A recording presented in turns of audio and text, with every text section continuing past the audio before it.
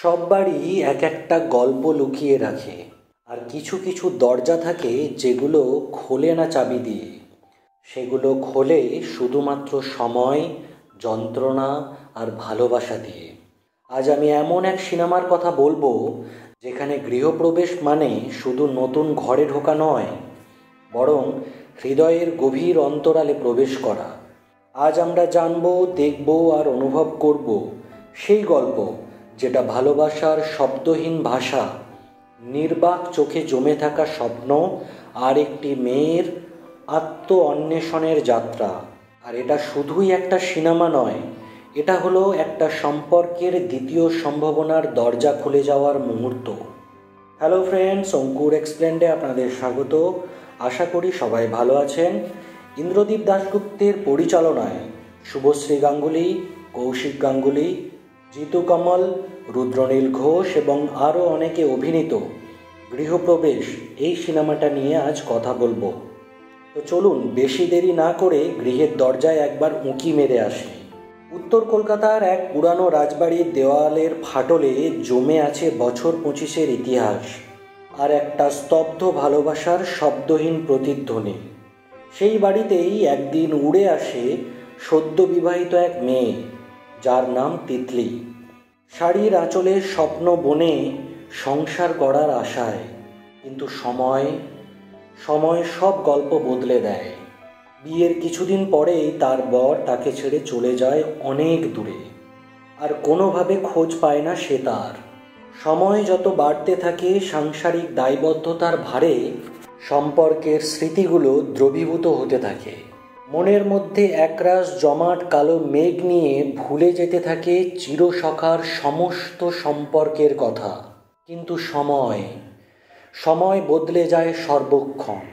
বর্ষার শেষ প্রান্তে পূজারম্ভের আগে বৃষ্টির আহ্বান নিয়ে হাজির হয় এক নতুন আগন্তুক পুরুষ, মেঘদূত, যার চোখে ছিল মায়া, কণ্ঠে ছিল সহানুভূতি আর মনের ভিতরে লুকানো ভালোবাসা।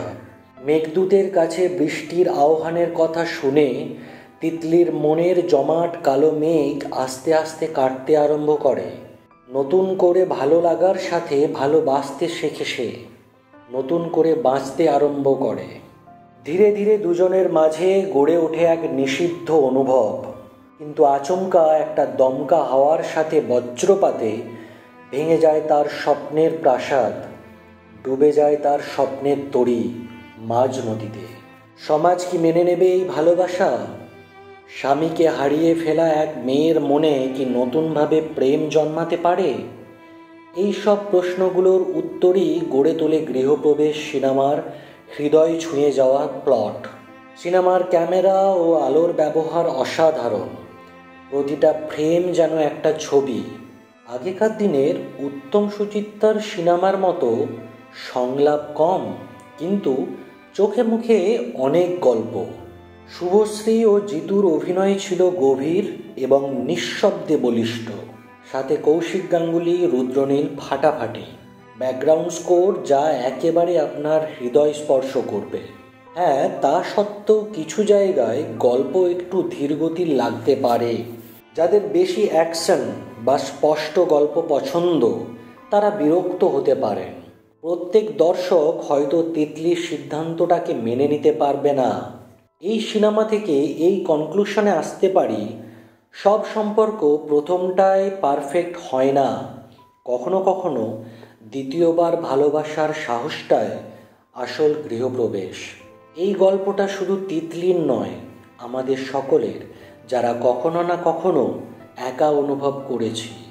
আর সেই একাকিত্বের মধ্যে যদি কেউ আসে, তাহলে তাকে গ্রহণ করাটা অপরাধ নয়, বরং সেটা নিজেকে আবার ভালোবাসা শেখানোর প্রথম পদক্ষেপ। তুমি কি করতে যদি তিতলির জায়গাতে থাকতে? ভালোবাসার দ্বিতীয় সুযোগ নিতে, নাকি সমাজের চোখে নিজেকে বন্দি রাখতে? কমেন্ট করে জানিও তোমার মতামত।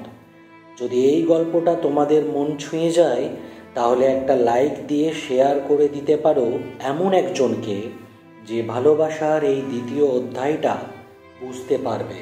পরবর্তীকালে এই ধরনের ভিডিও পাওয়ার জন্য চ্যানেলটিকে সাবস্ক্রাইব করে নিতে পারো। আর মনে রেখো, সব সম্পর্ক প্রথমে সঠিক নাও হতে পারে, কিন্তু দ্বিতীয় সুযোগটা হয়তো তোমার জীবনের সবচেয়ে সুন্দর অধ্যায় হতে পারে। তবে চলো, দেখা হবে অন্য ভিডিওয়। আজকের মতো এখানেই। ধন্যবাদ।